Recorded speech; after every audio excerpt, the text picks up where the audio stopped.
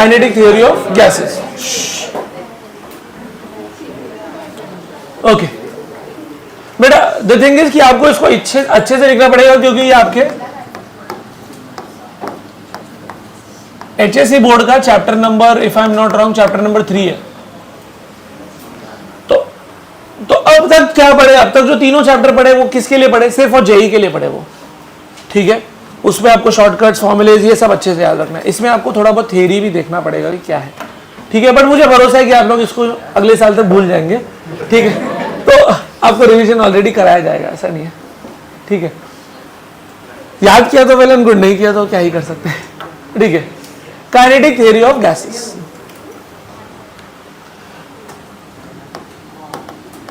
Gas की बात करें बेटा तो उनके अंदर इंटर मॉलिक्यूलर फोर्स स्ट्रांग होता है, वीक होता है?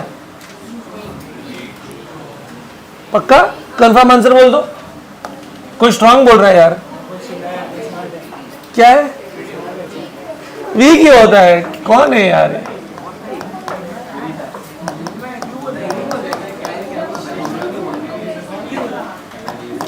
इंटरमॉलिक्यूलर स्पेसिंग कम होता है, ज्यादा होता है? वेरी लार्ज, दूर दूर होते हैं मॉलिक्यूल्स। ये पार्ट इतना क्लियर है? अच्छा, पोटेंशियल एनर्जी इनकी जो है होती है वो लगभग जीरो होती है। उसका कारण ये है कि हम मानते हैं कि मॉलिक्यूल्स के बीच में कोई अट्रैक्शन नहीं है, मानते हैं, मानते हैं, ये थियरी है, बराबर। बट इसका एक और लॉजिक आप सोच सकते हैं। क्या आपने ऐसा गलती से फॉर्मूला देखा है कभी? ओ वाह, देखा है आपने? ग्रेविटेशन में आता है, करेक्ट है। अच्छा, अब जरा पोटेंशियल एनर्जी का ये फॉर्मूला, यूजुअली इसको यू से भी डिनोट करते हैं। सॉलिड्स की तो होती है, नेगेटिव होती है, जो हमने थर्मल एक्सपेंशन में देखा, क्यों नेगेटिव होती है, उसको बाइंड करके रखता है वो सब। बट जी की वैल्यू कोई बता दे अगर, तो बहुत अच्छा होगा। 9.8 नहीं, वो तो छोटू जी की वैल्यू है, तो बड़ू जी है। फर्क है ना छोटू जी और बड़ू जी। अरे पूरा नहीं चाहिए, पावर क्या था? 10⁻⁻11 23 बोल रहे हैं। अरे देवा, उठा ले, 2 बार गलत।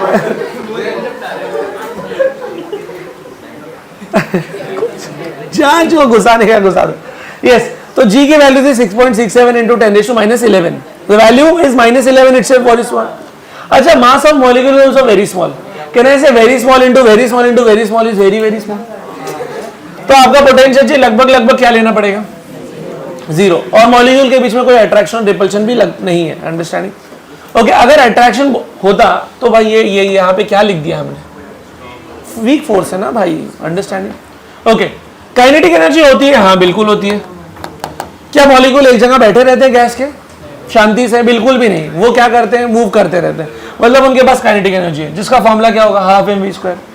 करेक्ट है। अब इनकी काइनेटिक एनर्जी इंपॉर्टेंट चीज है, it is the function of what? Temperature. Correct है। अब इसका लॉजिक समझाना पड़ेगा, या आपको समझता है? जब आप टेम्परेचर बढ़ाते हैं तो डोंट यू थिंक उनका मस्ती बढ़ जाता है? एंड मस्ती बढ़ जाएगा तो क्या होगा बेटा? They will start moving with large velocities in different directions, understanding? तो काइनेटिक एनर्जी उनका बढ़ जाता है विद रिस्पेक्ट टू टेम्परेचर। तो टोटल एनर्जी क्या होगा? Sum of kinetic energy and potential energy, understanding? Is this idea clear?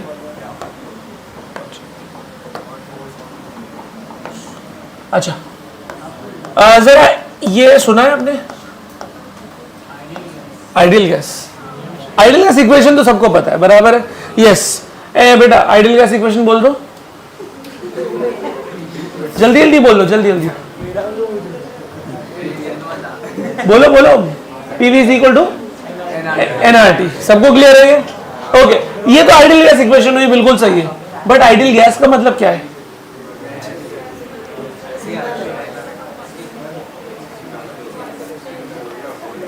ऐसी gas जो ये लॉ को ओबे कर जाए, उसको हम क्या बोलेंगे? आइडियल गैस, आदर्शवादी गैस, अंडरस्टैंडिंग? यही चाहिए हमको। बट ऐसा होता है क्या कि आप सारे कानून और प्रिंसिपल को ओबे करें? बहुत डिफिकल्ट है। तो क्या आइडियल गैस रियल में एग्जिस्ट करता है? तो रियल में कौन सी गैस एग्जिस्ट करती है? Real gas. पर अभी आपको कुछ ही बोल रहे हैं, बट अभी नाम ही ऐसा है, अंडरस्टैंडिंग? जो रियल में एग्जिस्ट करता है उसको बोलने का रियल गैस, जो एग्जिस्ट ही नहीं करता उसको क्या बोलने का? Ideal gas. बट पूरा चैप्टर किस पे पढ़ेंगे? Ideal gas. अच्छा, चैप्टर स्टार्ट किससे हो रहा है बेटा? देखो, काइनेटिक थियोरी थ्योरी थ्योरी समझ में आ रहा है? थियोरी ऑफ गैस, थ्योरी समझते हैं? ओके, तो आइडियल गैस मतलब अ गैस विच ओबे ऑल गैस लॉ। अच्छा, कौन से गैस लॉ? बहुत सारे हैं, जैसे आपका होता है Charles law, Boyle's law, Gay-Lussac's law, Avogadro's law, ये सारे लॉ को ओबे कर जाए तो हो जाएगा आपका ideal gas. Okay,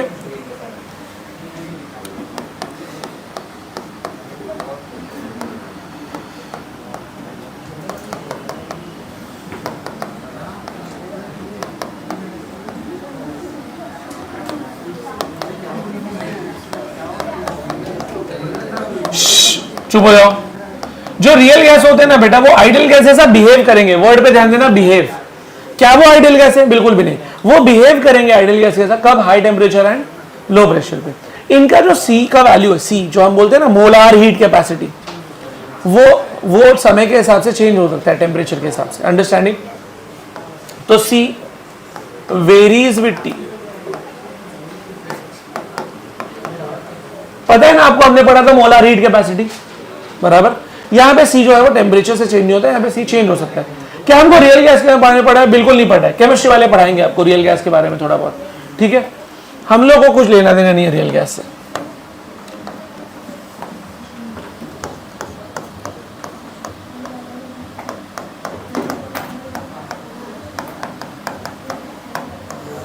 assumptions of kinetic theory of gases। कुछ assumptions है, ये चैप्टर स्टार्ट करने से पहले assumption लेके ही चलते हैं। पहला चीज, गैस किस चीज से बना हुआ है बेटा? मॉलिक्यूल्स। ये मॉलिक्यूल्स क्या होते हैं बेटा?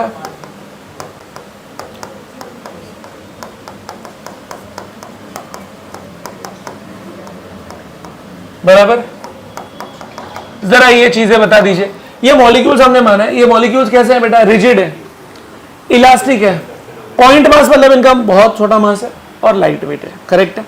Okay.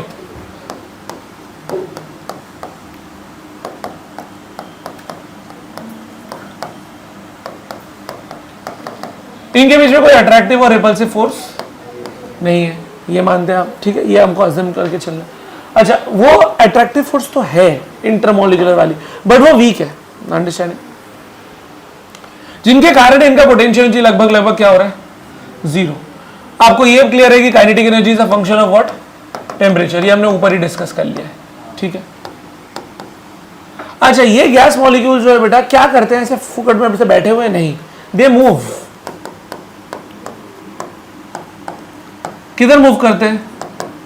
With different velocities in different direction.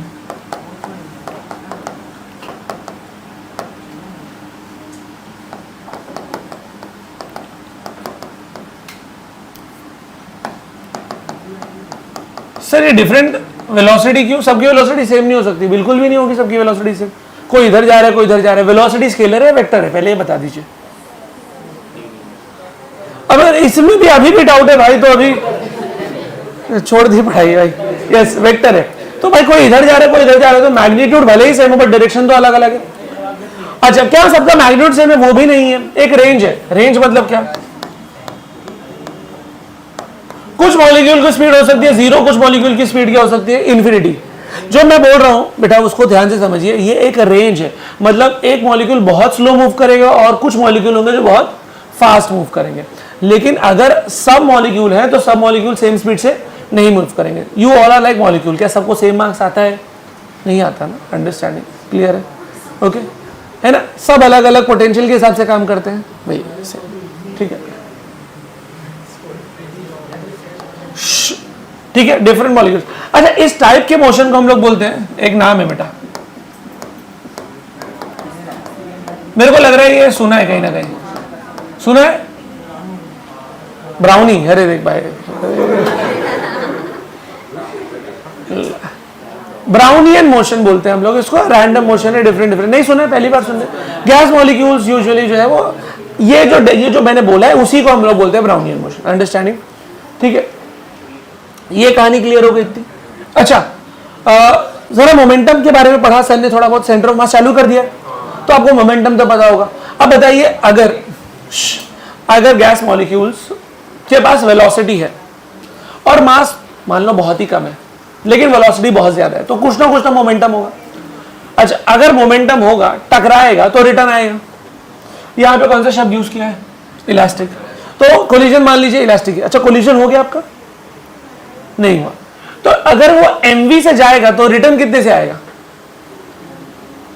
mv से जाएगा तो रिटर्न कितने से आएगा? -mv से।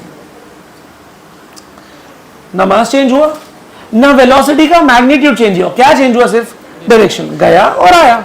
अच्छा, अगर मोमेंटम चेंज होगा तो फोर्स लग जाएगी। कैन यू रिमेंबर न्यूटन का सेकंड लॉ? F = dp/dt। अरे F = ma जो आता है वो dp/dt से तो आता है। dp का मतलब क्या? Display picture. बोल, क्या होता है dp का मतलब? क्या बकवास कर रहा है यार? dp का मतलब क्या? Change in momentum. और dt का मतलब क्या? Change in time.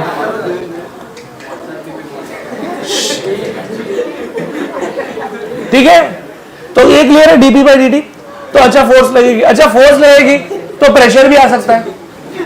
अब समझ में आ रहा है कि गैस मॉलिक्यूल के मस्ती के वजह से मोमेंटम आ रहा है, मोमेंटम की वजह से क्या आ रहा है? फोर्स आ रहा है, फोर्स की वजह से क्या आ रहा है? प्रेशर आ रहा है। तो अगर ये गैस मॉलिक्यूल रुक जाए तो बेटा मोमेंटम की भी बात नहीं आएगी, ना फोर्स आएगा ना प्रेशर आएगा। अंडरस्टैंडिंग? इसका मतलब ये है कि इनको हर वक्त क्या करते रहना है? मस्ती करते रहना है, मूव करते रहना है, करते ही रहते हैं वो। अंडरस्टैंडिंग?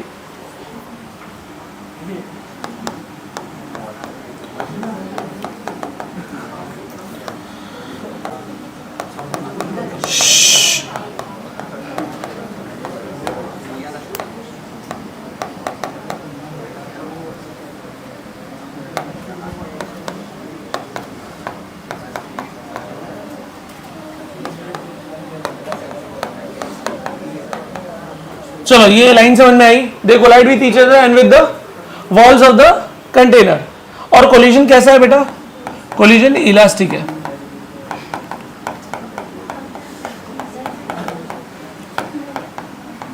अच्छा, अगर कोई कोलिजन इलास्टिक है बेटा तो उसमें काइनेटिक एनर्जी का लॉस कितना हो जाता है? 0। अंडरस्टैंडिंग?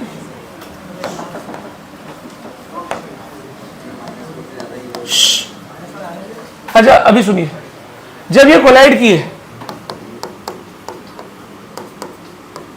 तो क्या हुआ? जब ये कोलाइड किए तो हमारा पी चेंज हुआ। पी का फुल फॉर्म? पी का मतलब इसका सिंबल है मोमेंटम का, तो लिख देता हूं पूरा वर्ड्स में। क्या चेंज हुआ? मोमेंटम। अच्छा, मोमेंटम अगर चेंज हो गया तो क्या आ गया? फोर्स आ गया।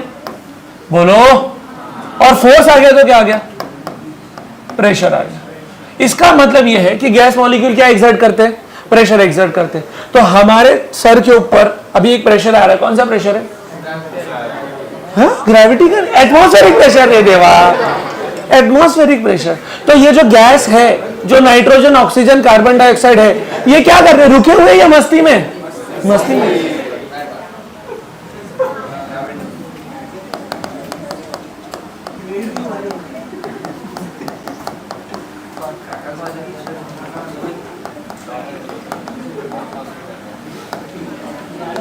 इतना क्लियर है? प्रेशर एक्सर्ट होता है।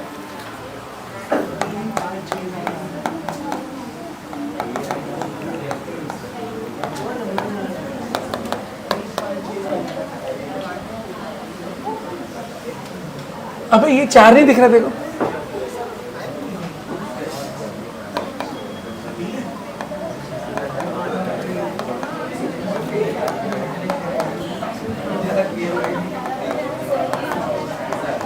सुनो सुनो मेरी बात सुनो। एलपीजी सिलेंडर सबने देखा है, 14.5 या 15.5 kg का होता है, करेक्ट है? उसके अंदर गैस है। अगर हम लोग वो सिलेंडर का नॉब ओपन कर दे और ये रूम में रख दे, लेट्स से, फटेगा कैसे? कंबशन नहीं कर रहे दादा, अंडरस्टैंडिंग? तो वो गैस लीक होएगा, पूरे रूम में फैलेगा। तो कहने का मतलब है वो गैस को हम चाहते तो इतने सिलेंडर में रख सकते थे, लेकिन उसको मौका मिला तो पूरे रूम में फैल गया। अब ये लाइन को पढ़ो।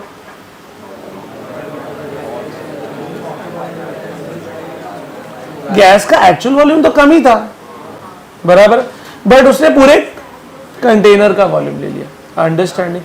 तो टेक्निकली आप वो गैस को इतने से कंटेनर में भी रख सकते हो, 1 किलो गैस इतने में भी रख सकते हो, और चाहो तो 1 किलो गैस ये पूरे रूम में भी फैला सकते हो। Understanding what is happening? तो एक्चुअल वॉल्यूम बहुत कम होता है, लेकिन सब सॉल्व करें तो कौन सा वॉल्यूम लेने का? फॉर एग्जाम्पल मान लो मुझे लगाना है पीवीसी को एनआरटी, तो पी तो प्रेशर होगा, वी क्या लूंगा? Always take volume of container. Understanding while solving?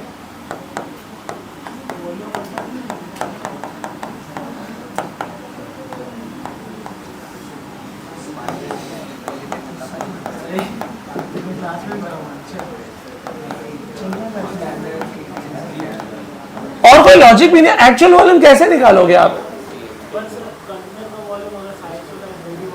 तो वही तो बात है ना, अगर आपने सुनो मेरी बात, जैन आपने इतने में रखा, आपका मन किया आप पिस्टन को छोटा कर दिए। सुनो क्या गैस ने, सुनो क्या गैस का यहां पे प्रेशर चेंज हुआ? Are you understanding? तो यहां पे आप ये बोल सकते हैं कि उसका वॉल्यूम चेंज हुआ, और आपको फिजिकली भी दिख रहा है। अरे भाई आपने प्रेशर बढ़ाया तभी तो गैस अंदर गई। अच्छा अगर मैं आपसे पूछूं इसका वॉल्यूम क्या है, तो आप बोलोगे सर इसका वॉल्यूम है एरिया इनटू हाइट। बोलो नहीं समझा? और अभी इसका एरिया वही है, खाली हाइट हो गई एच डैश। अंडरस्टैंड? तो आपने किसकी वॉल्यूम ली? बोलो कंटेनर की ली ना, कि पिस्टन के नीचे जो भी एरिया आया उसकी वॉल्यूम ली। कहां गैस की वॉल्यूम काउंट हुई? अंडरस्टैंडिंग? और गैस को आप रोक भी तो नहीं सकते, आपको रोकना है तो किधर ही रोकोगे? कंटेनर में। आप समझ पा रहे हैं मेरी बात? तो हमेशा किसका लेना है? कंटेनर का लेना है।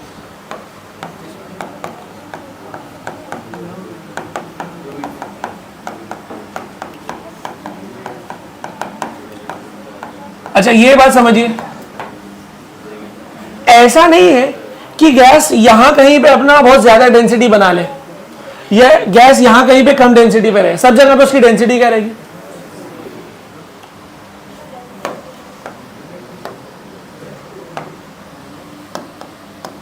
जब ये कोलाइड करते हैं बेटा, बस समझाने के लिए, इधर ही गया, इधर गया, इधर गया, इधर गया, इधर गया, इधर गया, दिख रहा है आपको? हर किसी से टकरा रहे हो, ठीक है, दे आर कोलाइडिंग। तो क्या हर किसी से डिस्टेंस इक्वल कवर कर रहे हैं? नहीं। अरे भाई क्या मॉलिक्यूल इक्वली स्पेस्ड है? जिन लोगों में मस्ती है वो क्या एक जगह पे बैठ सकते हैं क्या? बराबर, तो दे आर रोमिंग ना इधर उधर, बराबर। तो यहां से यहां मॉलिक्यूल का डिस्टेंस, यहां से यहां कम कम, तो डिस्टेंस कुछ भी हो सकता है, डिफरेंट डिस्टेंसेस। तो हमको अगर चाहिए कि इसने टोटल पाथ लेंथ कितने लिया, पाथ लेंथ याद आता है, काइनेमैटिक्स में पढ़ते थे।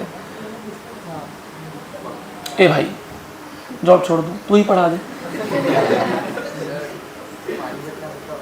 नहीं अभी रुक जा, पहले बात हो जाए, ठीक है? इतना पानी तो है ना बेटा? कैसा गंदा पानी मतलब? अच्छा उसका स्मेल आ रहा है कुछ वैसा है क्या? अच्छा ठीक है, तो 2 मिनट रुक जा बस, अभी ये खत्म हो रहा है। तो ये डिस्टेंसेस अलग अलग है, तो ये सारे डिस्टेंस का मीन निकाल रहे हैं। मीन समझते हैं? एवरेज। और इस एवरेज डिस्टेंस को हम लोग क्या बोलते हैं?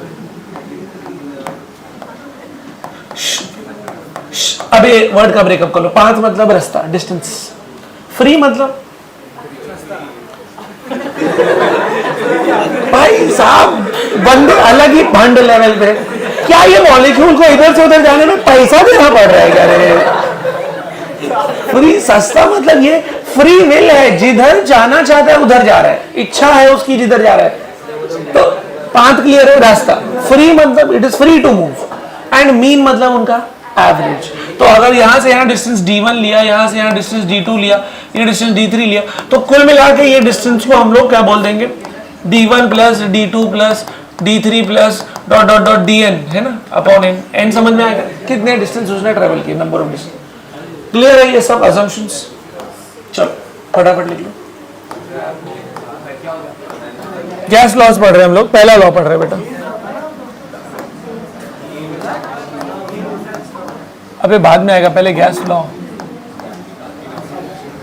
First discussion is Boyle's law. Gas के लॉज है बहुत सारे, तो हम लोग पहला वाला बॉयल्स लॉ स्टार्ट कर रहे हैं। यस, किसी को आता है बॉयल्स लॉ क्या है?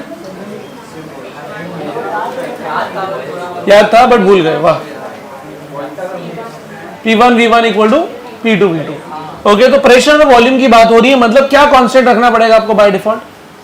तीन ही तो वेरिएबल है ना, पीवीटी बराबर। तो अगर आप प्रेशर और वॉल्यूम की स्टडी करना चाहते हैं तो क्या कांस्टेंट रखना पड़ेगा? Temperature.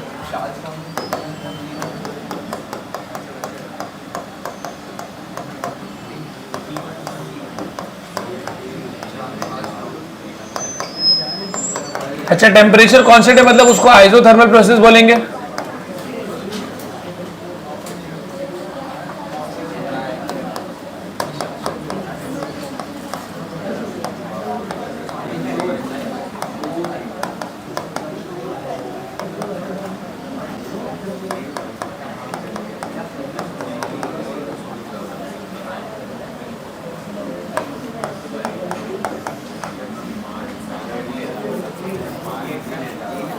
Pressure is inversely proportional to volume, ठीक है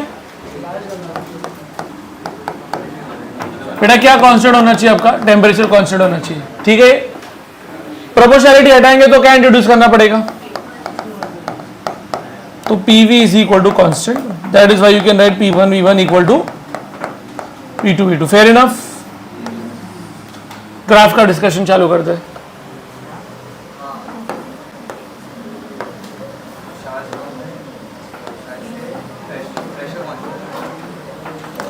चलो P वर्सेस V का ग्राफ बताओ कैसा होगा?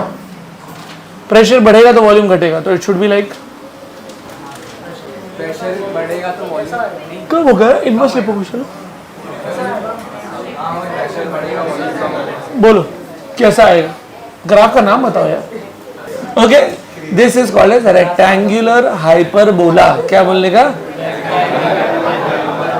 Inversely proportional graph has to be rectangular hyperbola. Understanding?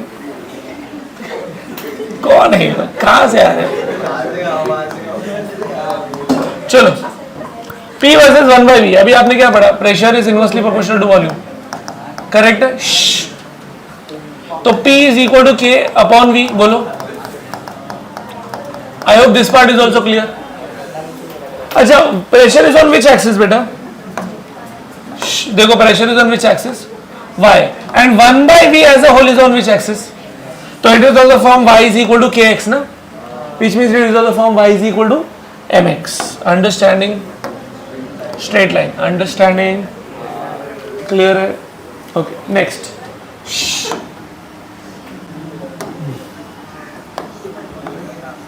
What if I draw a graph of PV versus V? PV versus V. Girls, what are you guys doing? क्या कर रहे हैं आप लोग? PV versus V। थिंक सोचो कैसा graph बनेगा?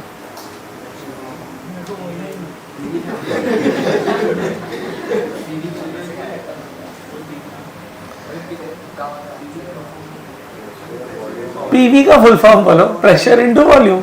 Simple. The legend of coral. एक से एक है। PV pressure into volume. There is no velocity, please. उल्टा जाएगा। ओके बेटा what is P into V actually? It is constant ना। तो बेसिकली मैं ग्राफ बना रहा हूँ कांस्टेंट का विद रिस्पेक्ट टू वॉल्यूम। इसका मतलब ये कि वॉल्यूम बढ़ेगा तो भी कांस्टेंट क्या रहेगा? कांस्टेंट। वॉल्यूम घटेगा तो भी क्या रहेगा? मतलब वॉल्यूम कुछ भी होने जो कांस्टेंट की वैल्यू चेंज होने वाली। बोलो कैसा? आप देख सकते हैं वॉल्यूम बढ़ रहा है बट कांस्टेंट अभी भी क्या है? कांस्टेंट है। क्लियर है?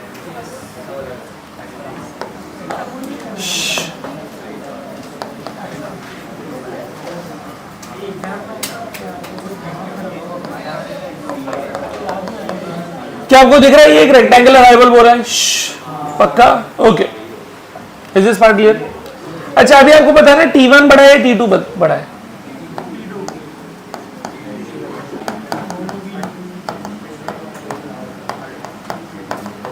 अब ये आप बोल तो सकते हैं हाँ ये बड़ा है, लेकिन उसके लिए लॉजिक क्या सपोर्ट करेंगे वो बताइए। What is the logic you are going to support for this? और हाइट से क्या लेना देना?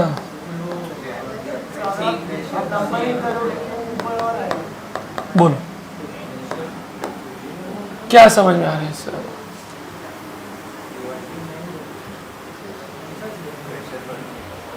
Okay, how to solve this question.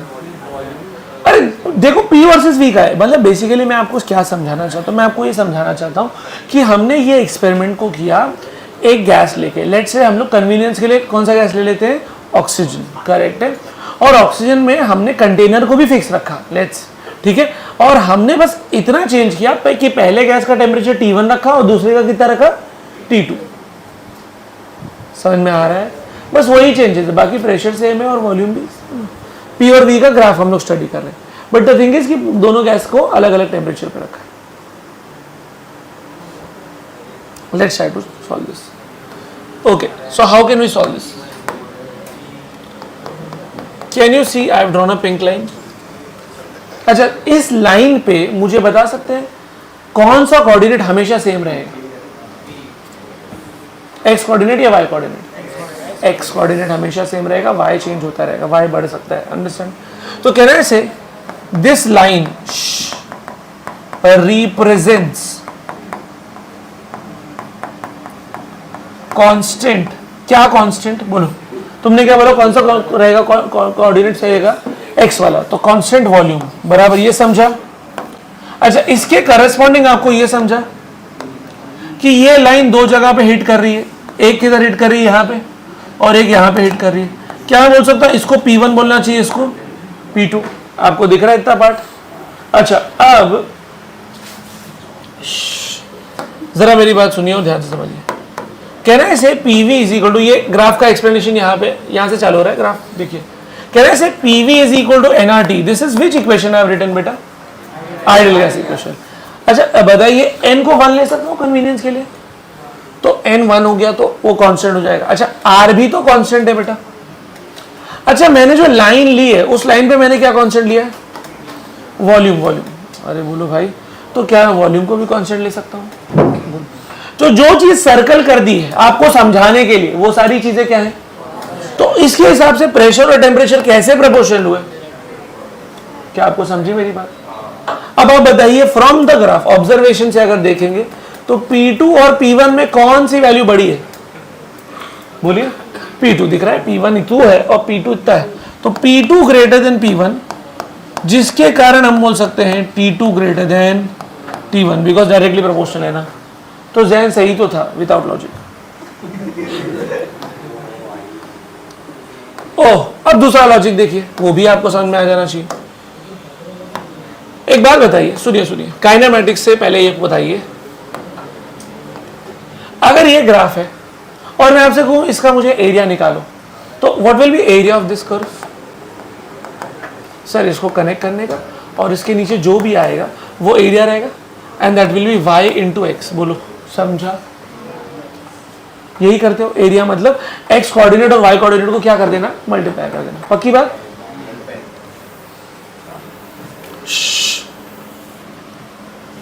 Second bench, इधर ध्यान दो।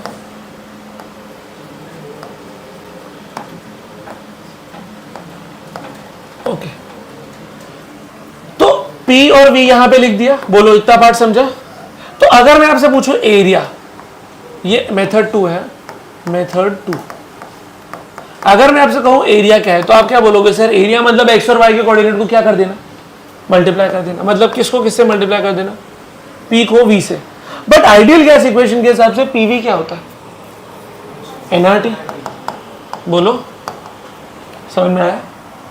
करेक्ट है। इसका मतलब आपका एरिया किसको प्रोपोर्शनल है? टेम्परेचर को। क्या आपको कहानी समझी? आप जरा बताओ,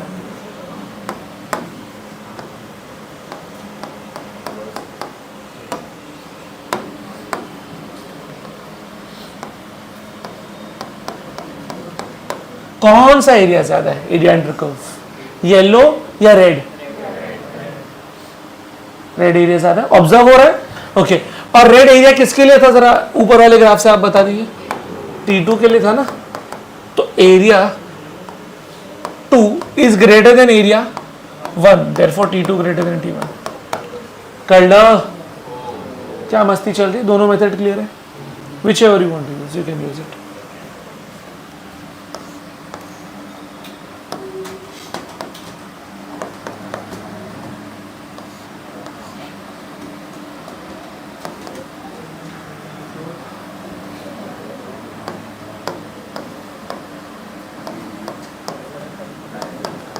सेम टेम्परेचर, दोनों सेम टेम्परेचर, बट मासेस क्या लिया मैंने, M1 और M2। स्टार्ट करें। अच्छा,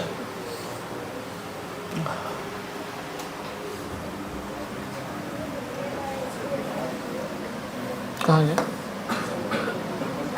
बोलो। Can anyone tell me this line represents what?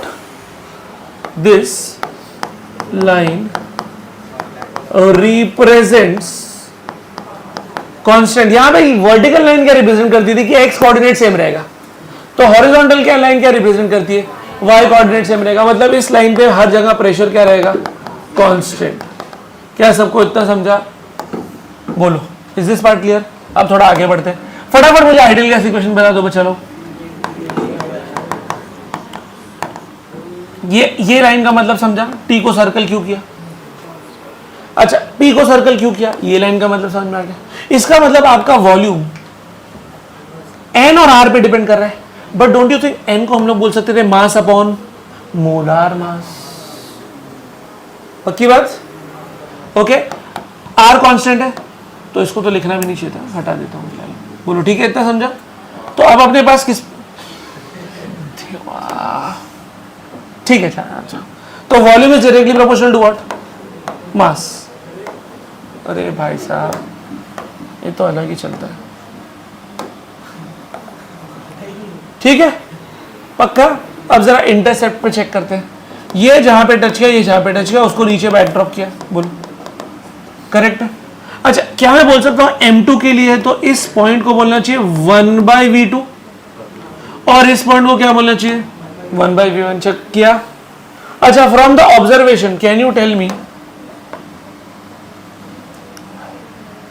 Select होता है क्या? ये सेलेक्ट होके क्या होगा, नीचे आएगा क्या? सेलेक्ट क्या हुआ फिर? सेलेक्ट आई थिंक मेरे को लग रहा है इससे होगा ना, ये होता है ना सेलेक्ट का पार्ट। अरे ठीक है, चलो पी आ जाएगा बस। हाँ, अब बताओ 1/V1 बड़ा लग रहा है ग्राफ में, है ना? देख लो, you can see that 1/V1 appears to be greater than 1/V2 दिख रहा है, 1/V1 और ये 1/V2।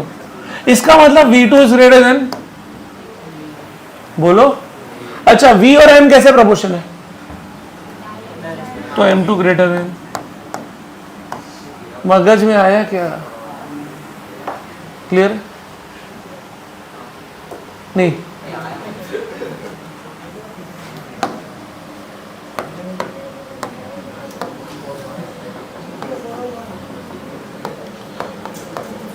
अगर मैं आपसे पीवी और यू का ग्राफ बनाने बोल दूं तो?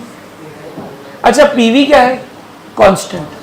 अच्छा, इस कांस्टेंट को हम लोग एक्चुअली क्या बोलते हैं बेटा? टेम्परेचर। बोलो, ये समझा? अच्छा, यू का फॉर्मूला होता है NCVT। कुछ याद आ रहा है? एक्चुअली आप ऐसा पढ़ते हो, पढ़े हो कि नहीं केमिस्ट्री में? केमिस्ट्री का थर्मोडायनेमिक्स हो गया राजा जी, du is equal to NCVDT। इसका मतलब इंटरनल जी is the function of what? Temperature. तेरे ध्यान किधर है? फिजिक्स इधर है, क्या कर रहा है?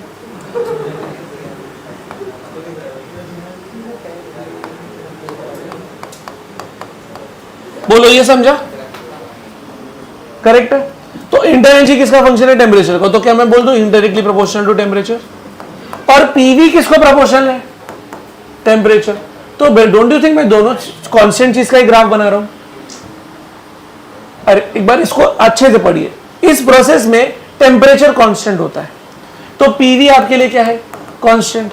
और यदि टेम्परेचर कांस्टेंट तो इंटरनल एनर्जी भी कांस्टेंट। तो कौन सी चीज बढ़ रही है? कोई भी नहीं। कौन सी चीज घट रही है? कोई भी नहीं। अंडरस्टैंडिंग? तो इसका ग्राफ कैसे बनाओगे? बढ़ने वाले का ग्राफ स्ट्रेट लाइन हो जाता है, घटने वाले का ग्राफ रेक्टेंगुलर हाइपरबोला हो जाता है। इसका कैसे बनाओगे? कांस्टेंट का ग्राफ या तो ऐसा हो जाएगा या तो ऐसा हो जाएगा। बट कांस्टेंट में एक चीज कांस्टेंट होना मांगता है ना, यहां तो दोनों कांस्टेंट है। अगर ऐसा बना दिया इसका मतलब टी और टी दोनों बढ़ रहे हैं, बट टी नहीं बढ़ सकता क्योंकि कौन सा प्रोसेस है? आइसोथर्मल। अरे भाई, temperature has to be constant. अगर आप बोल रहे हो चलो ये हटा देता हूं, आप क्या बोल रहे हो सर अभी कैसा बनाऊं मैं, क्या सर एक्स पर ऐसा बनाऊं, ऐसा बनाऊं, एक्स एक्सिस पे बना दूं। तो एक्स एक्सिस पे बनाने का मतलब क्या है कि आपका टेम्परेचर बढ़ रहा है, एक्स कोऑर्डिनेट तो बढ़ रहे हैं ना। इसका आंसर आएगा सिर्फ एक डॉट, सिर्फ एक डॉट। अंडरस्टैंडिंग क्लियर, एक डॉट बस। आप बना ही नहीं सकते, कैसे बनाएंगे लाइन, कोई भी हिसाब से लाइन बना लो। मैंने आपसे, आपने बोला कि सर बढ़ती हुई लाइन वो भी नहीं बन रहा है, कांस्टेंट लाइन वो भी नहीं बन रहा है, रेक्टेंगुलर हाइपरबोला वो भी नहीं बन रहा है, पैराबोला तो बनने का सवाल ही नहीं है भाई। जब दोनों चीज कांस्टेंट है तो ग्राफ क्या आ रहा है, एक डॉट। कृपया करके इतना लिख लें, बोलो।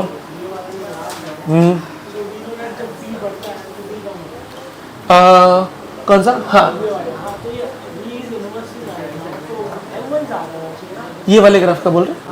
देखो ना मैंने पी को कांस्टेंट लेके सॉल्व करने की कोशिश किया, पी को कांस्टेंट, हाँ पी बढ़ता है तो वी, हाँ तो 1/v डाला है ना मैंने, तो पी बढ़ रहा है तो वी बढ़ रहा है, तो 1/v बढ़ रहा है ना। हाँ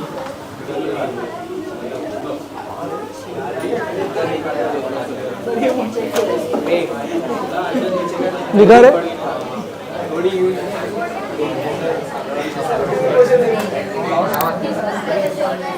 डन। चलो नेक्स्ट लो।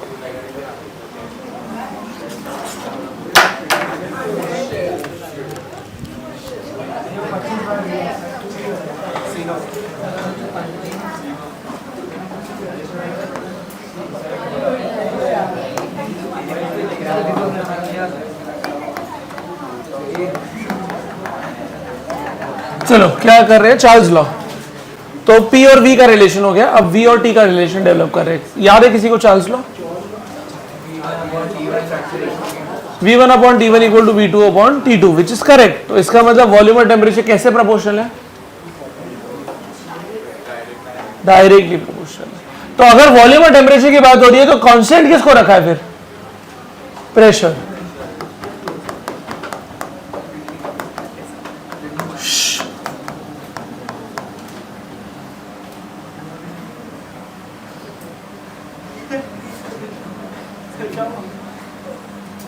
पढ़ा रहा हूं तो तेरा ध्यान किधर है, सीधा बैठ, हाथ हटाओ उधर से। बेटा प्रेशर कांस्टेंट है तो उसको कौन सा प्रेशर बोलते हैं हम लोग, आइसोबैरिक।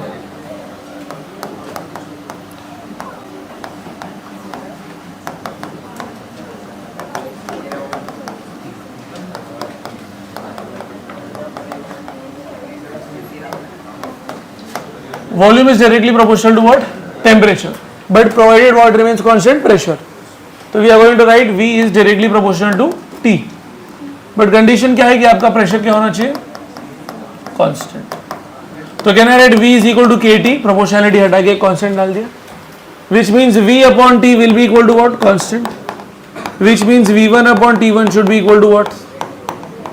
Is this clear? ठीक है. Let's start with graphs. बेटा V वर्सेस T का ग्राफ कैसा होना चाहिए, डायरेक्टली प्रोपोर्शनल है पूरा। How is directly proportional graph drawn, straight line कहां से पास होना चाहिए, ये वाला सही है या ये वाला सही है,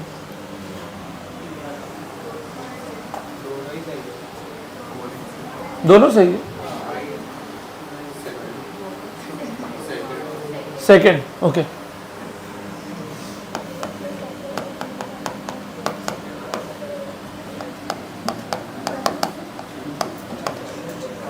दोनों सही है।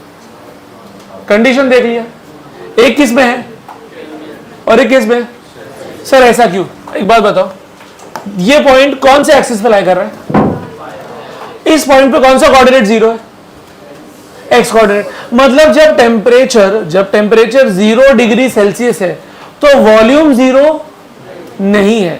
प्रैक्टिकल है, सोच लो। हाँ है, क्या अपने इंडिया में 0 डिग्री टेम्परेचर जाता है, हाँ जाता है, बहुत 0 से कम भी जाता है, हिमाचल में जाता है, जम्मू कश्मीर में जाता है, करेक्ट है, पक्का। तो क्या पे वहां पे एयर की वॉल्यूम खत्म नहीं है यार, ऐसा होता है ना, मतलब 0 डिग्री पे भी कुछ ना कुछ तो एयर है volume. Understanding what is happening. यहाँ पे बताइए, यहाँ पे कोऑर्डिनेट क्या है, 0 की 0, मतलब जब 0 केल्विन हो गया तब वॉल्यूम कितनी हो जाएगी, 0। 0 केल्विन कहीं जाता है अर्थ पे, कहीं नहीं जाता, ओनली लैब। आप समझ पा रहे मेरी बात, क्लियर है। तो ये ग्राफ भी सही है पहला वाला, दूसरा ग्राफ भी सही है, बट आपको ध्यान रखना है कब सेल्सियस में दिया है, कब केल्विन में दिया। अच्छा, अब इस पॉइंट का कोऑर्डिनेट बताओ, ये पॉइंट कौन से एक्सिस पे लाई कर रहा है बताओ, एक्स एक्सिस, मतलब इसका वाई कोऑर्डिनेट क्या हो जाएगा, तो ये वाई कोऑर्डिनेट 0 मतलब वॉल्यूम 0। कब जाके वॉल्यूम 0 हो रहा है देखो जरा, 273.15, वो भी कौन सा डाला है, माइनस। इसी को हम लोग क्या बोलते थे बेटा, एब्सोल्यूट 0, डैट वगैरह में आया रहेगा कहीं ना कहीं। एब्सोल्यूट 0 टेम्परेचर होता है, उसको हम लोग बोलते हैं 0 केल्विन। 0 केल्विन लिख तो देता, बट बच्चे उसको ओके पढ़ते हैं, तो इसलिए मैं पूरा वर्ड्स में लिखता हूं, ठीक है।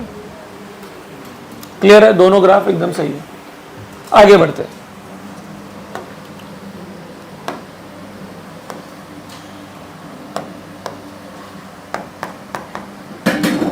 चलो, ये ग्राफ कैसा होगा बोलो, वॉल्यूम वर्सेस 1/T, डायरेक्टली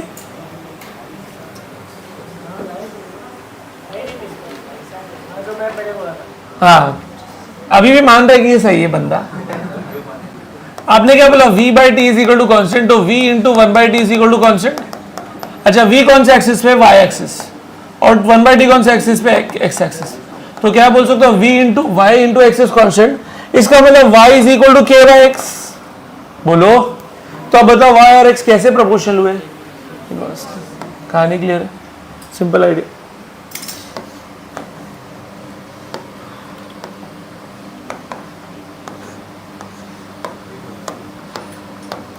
चलो, बता सकते हो कौन सा मास m1 m2 ज्यादा रहेगा, वो आपको ट्राई करना रहेगा।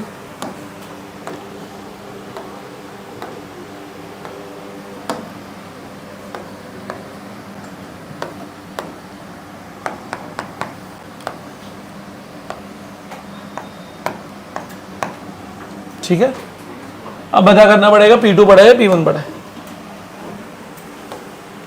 अच्छा, ये ग्राफ का बता दो, V पर T क्या है, अभी तो बोले V/T इज व्हाट, कांस्टेंट।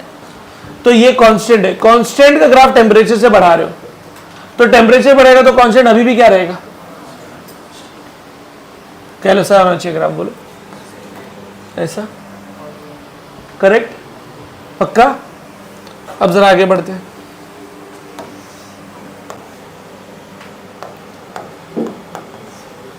इसका क्या आएगा आंसर, सोच के बोलना। अच्छा, टाइम भी ले सकते हैं। डॉट, क्यों डॉट, v/t कांस्टेंट है और इस प्रेशर से प्रेशर भी कांस्टेंट है, तो प्रेशर कांस्टेंट है, तो इसलिए कर लो। अब जो जो क्वेश्चन बचे वो आप करेंगे। इसके आगे कौन सा लॉ आता है बेटा, बोलो, गे-लुसाक्स लॉ।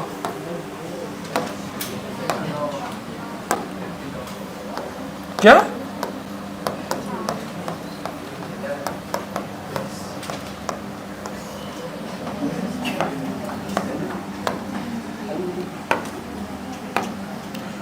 एक बात बताओ, उठ बाहर निकल, जल्दी बाहर निकल। किसको मार रहा था, देखो इसको, तो कहाँ वहां तक क्या फेंका इसने, क्या फेंका, क्या क्या किया, उठ जल्दी बाहर निकल, बाहर निकल, बाहर निकल, बैग भी ले, घर जा, अगले लेक्चर आना नहीं, चल ऑनलाइन बैठने का, आ जाओ, अभी इधर नहीं आना मेरे क्लास में, निकल। आना रहेगा तो अपने माँ बाप को लेकर आना, निकल जल्दी।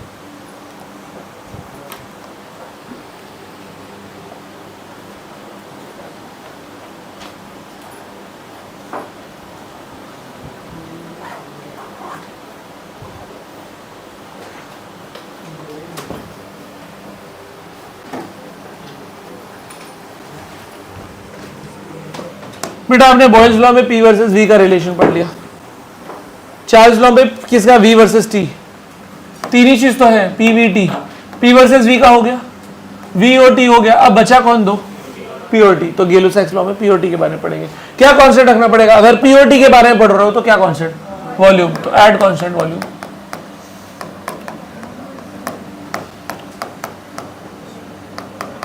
Pressure of a gas is directly proportional to what?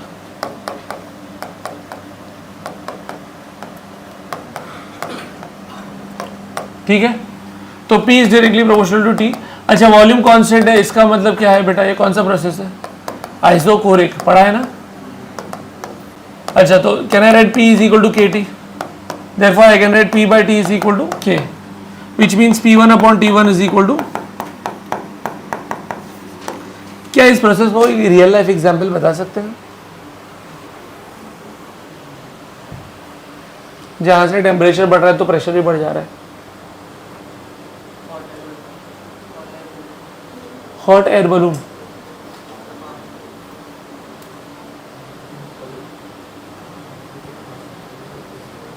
बेटा कुकिंग इन क्लोज वेसल, ढक्कन लगा के कोई चीज को पकाओ, प्रेशर कुकर, टेम्परेचर बढ़ रहा है तो प्रेशर बढ़ रहा है, simple mechanism, clear. Okay, graph, बेटा पी और टी डायरेक्टली प्रोपोर्शनल है, तो ग्राफ आया straight line passing to origin, but इसमें टी कैसे होना चाहिए, सेल्सियस है केल्विन? केल्विन, अभी तो पढ़ा ऊपर। और अगर ऐसे ही ग्राफ बना दो तो बोलो, अब इस पे किस में होना चाहिए? Are we clear? Same logic लगाए, आगे बढ़ते हैं।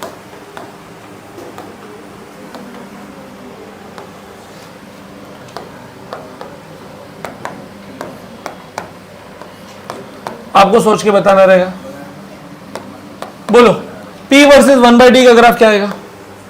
आई होप सबको क्लियर है, अगर वो डायरेक्टली तो 1/T inversely. P upon T versus V का ग्राफ कैसे आएगा? डॉट, क्योंकि P बाई टी वॉल्यूम है और वॉल्यूम का ग्राफ कांस्टेंट चल रहा है।